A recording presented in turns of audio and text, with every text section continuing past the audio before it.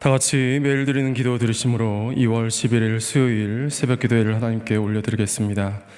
창조주 하나님, 만물을 새롭게 하시고 새날 허락하심에 감사와 찬송을 올려드립니다. 오늘도 주께서 베푸신 은혜를 따라 살아가기를 원하오니 우리의 걸음을 인도하여 주옵소서. 특별히 힘겨운 하루를 견디고 있는 이들을 감싸주시고 낙심한 이들에게 하늘의 소망을 허락하여 주옵소서. 대한민국을 긍휼히 여겨주시고 이 땅 위에 하나님의 정의와 공의가 흐르게 하옵소서. 성령님의 인도하심을 따라 저희 교회의 신앙 지도 원칙인 경건한 복음주의 신앙의 육성, 성서적 생활 윤리의 훈련, 교회 연합 정신의 구현, 세상에서 하나님 공의의 실현을 위해 힘쓰게 하옵소서. 모든 교역자들과 성도들이 성령님으로 충만하게 하시고 각자의 자리에서 복음의 증인으로 살아가게 하옵소서. 예수님의 이름으로 기도드립니다. 아멘. 다 같이 찬송가 452장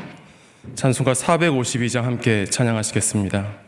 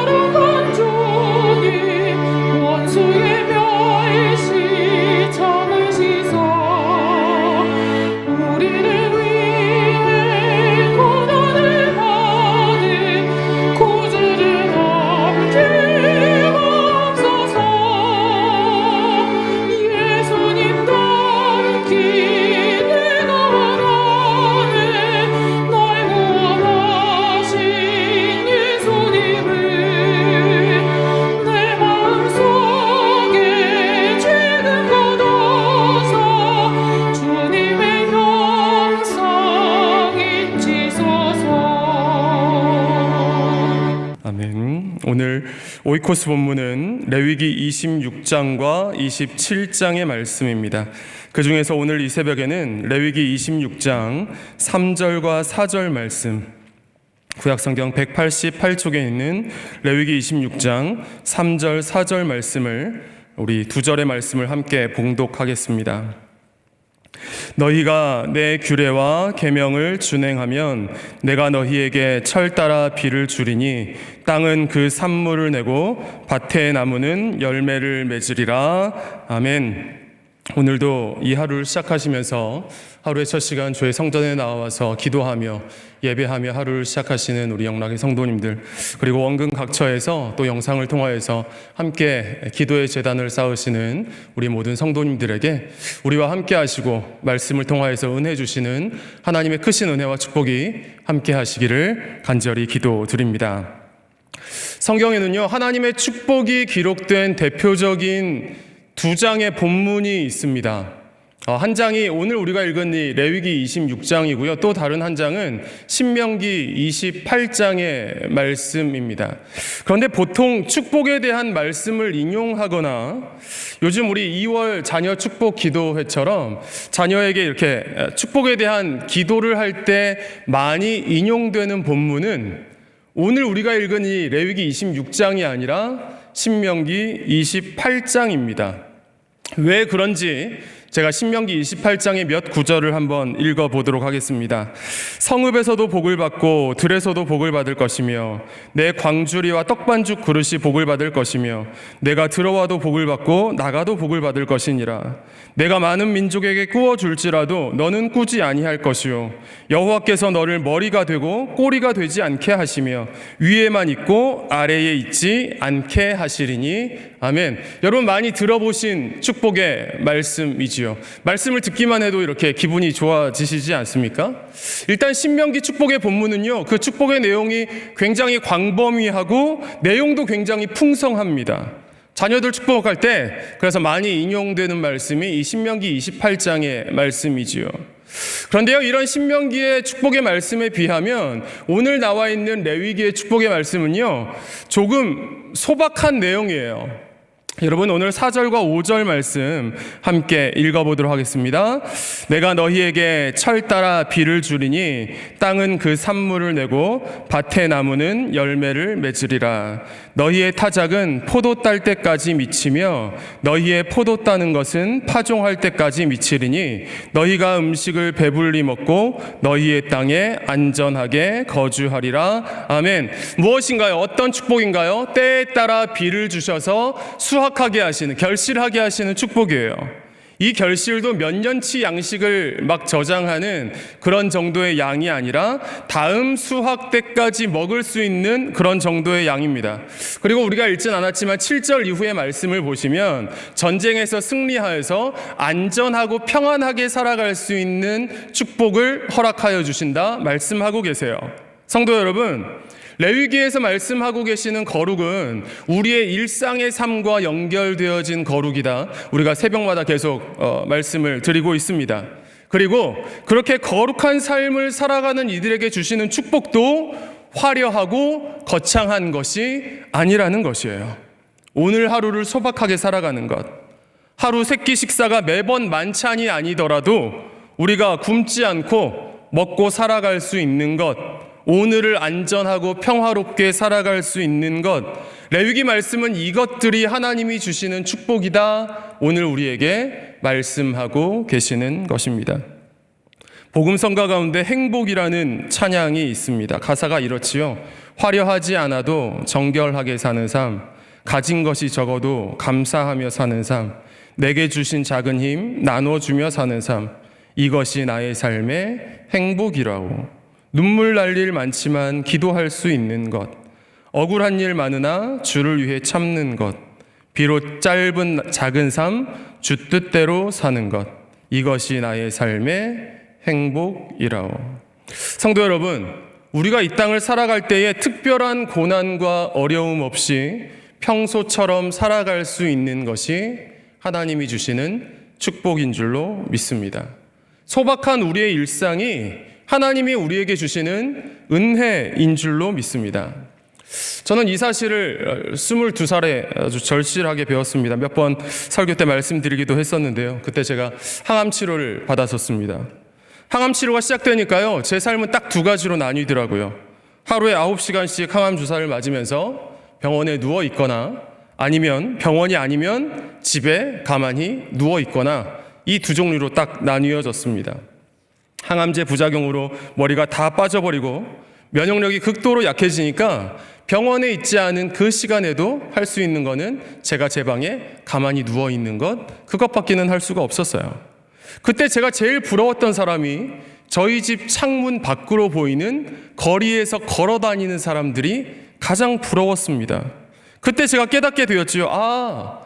평소처럼 걸어 다니고 버스를 타고 학교를 가고 사람들을 만날 수 있는 게, 사람들 많은 곳에 갈 수 있는 게 은혜구나. 식사 때가 되면, 밥을 먹을 때가 되면 맛있게 밥을 먹을 수 있는 게 은혜구나. 머리에 머리카락이 있는 것이 그 큰 은혜구나. 지난 20년 동안 내가 살아오면서 내가 아무렇지 않게 당연하게 여겼던, 그래서 고마움을 모르고 있던 그 나의 일상이 사실은 엄청난 은혜였구나. 이걸 제가 알게 되었습니다. 그리고 그 항암 치료를 겪으면서 참 많은 일들이 있었는데요. 신기한 일도 여러 가지 있었어요. 그때 정말 감사하게도 항암 치료를 시작하기 바로 전날, 그 당시에 치유 기도, 치유 사역으로 굉장히 유명하신 한 목사님이 원래는 저 때문에 그 병원에 오신 게 아니라 저희 위층에 있는 다른 권사님을 위해서 그 병원에 들르셨다가 그 아래층에 이제 불쌍한 청년도 있다라는 말씀을 들으시고 오신 김에 제 병실에도 오셔서 치유 기도를 해주셨어요.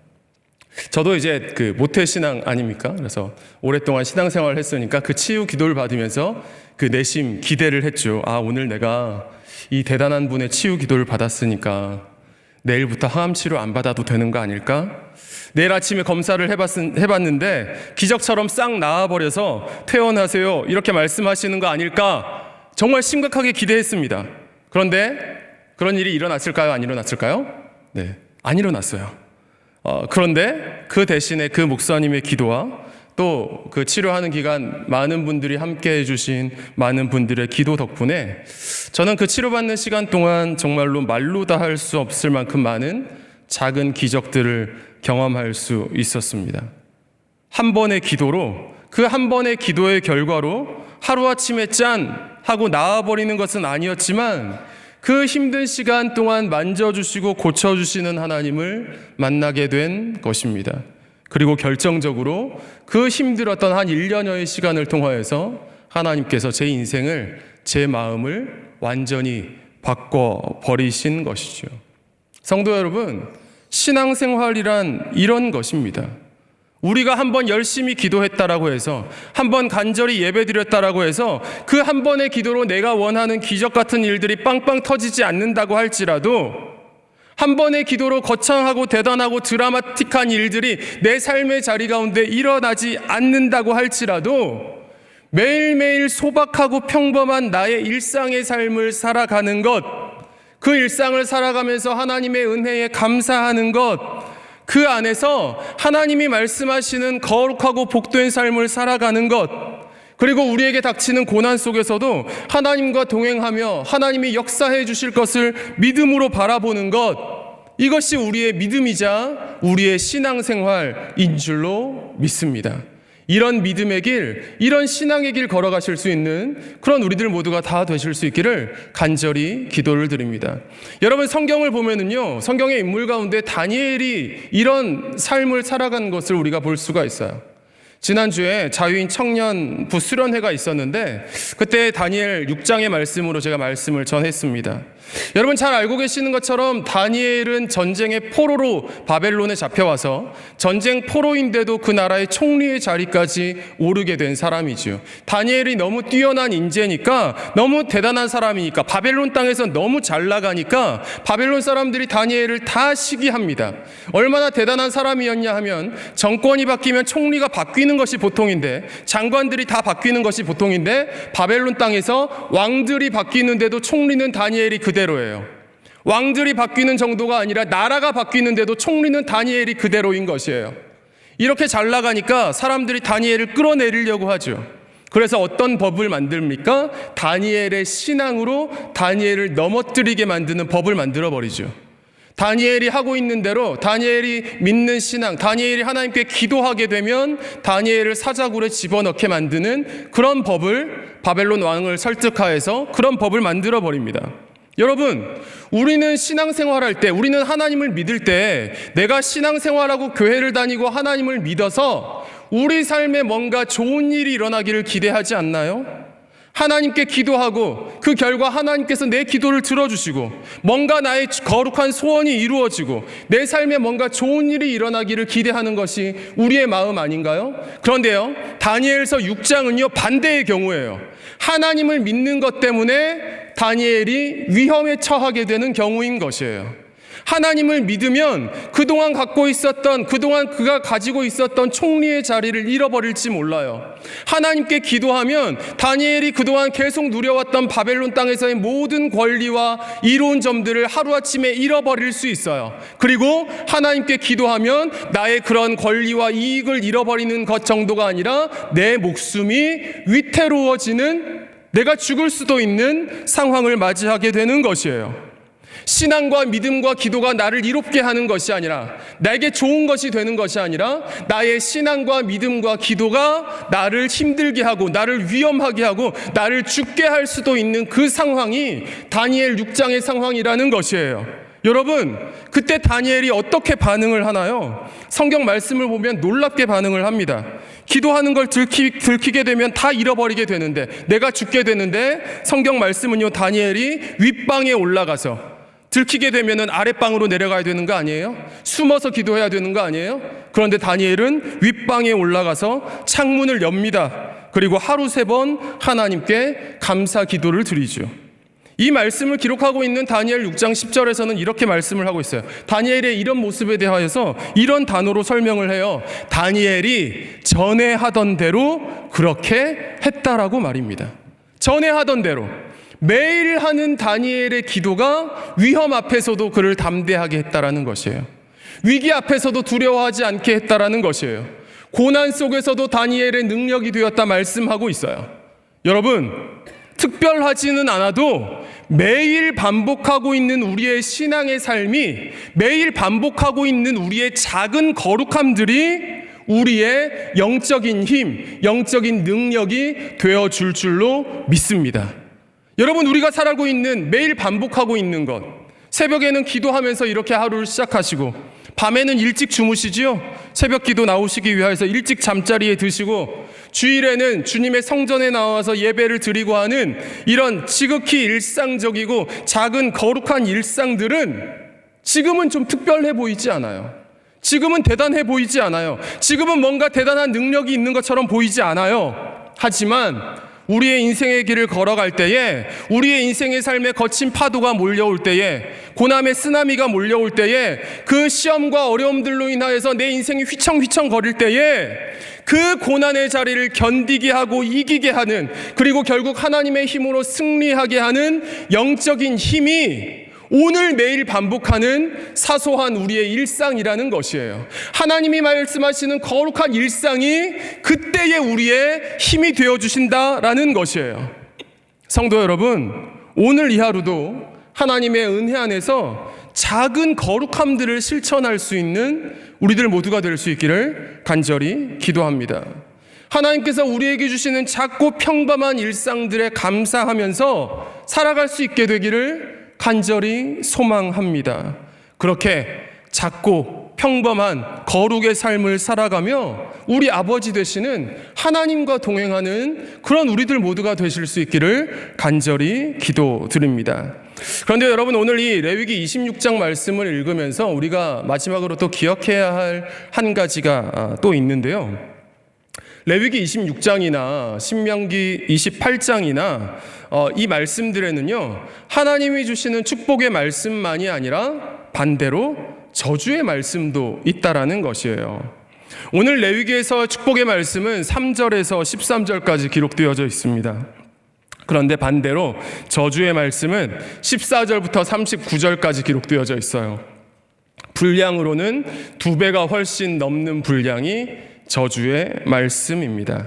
그렇다면 성도의 삶의 자리 가운데 축복의 길과 저주의 길이 있는데, 이 갈림길을 결정하는 그 선택의 기준이 무엇이냐? 그 해답이 무엇이냐? 그 해답이 오늘 우리가 읽었던 3절 말씀에 나와 있습니다. 우리 26장 3절 말씀 함께 읽어보도록 하겠습니다. 너희가 내 규례와 계명을 준행하면 아멘. 신명기 말씀은 좀 더 길게 기록되어져 있어요. 제가 읽어볼게요. 내가 내 하나님 여호와의 말씀을 삼가 듣고 내가 오늘 내게 명령하는 그의 모든 명령을 지켜 행하면, 그리고 내가 내 하나님 여호와의 말씀을 청종하면 무엇인가요? 레위기 말씀이나 신명기 말씀 모두 하나님이 주시는 축복은 하나님의 말씀에 순종하는 이들에게 주시는 축복이라는 것이에요.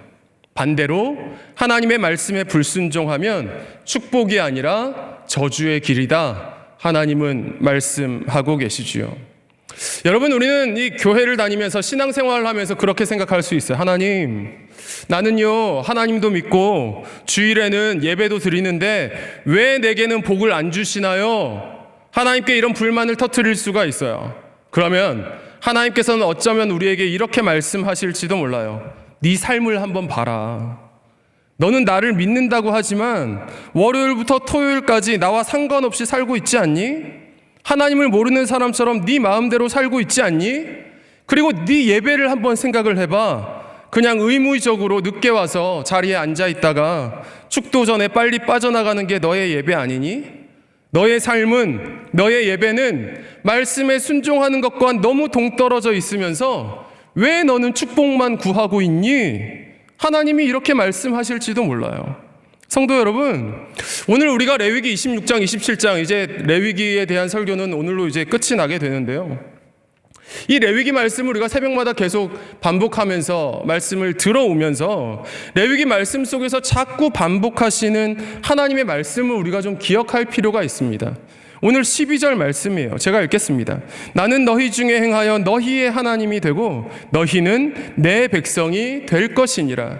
하나님께서 이렇게 방대한 율법을 우리에게 주시는 이유, 내가 너희의 하나님이 되고 너희가 나의 백성이 되게 하기 위한 것이야, 이 말씀을 하시는 것이에요.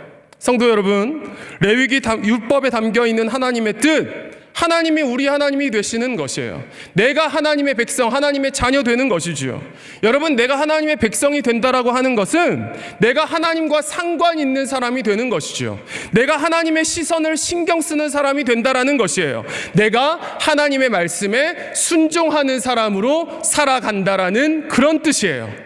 성도 여러분, 말씀에 순종함으로 하나님과 함께 살아가는 우리들 모두가 될 수 있기를 간절히 기도드립니다. 말씀에 순종하는 이들에게 하나님이 복을 내려주십니다.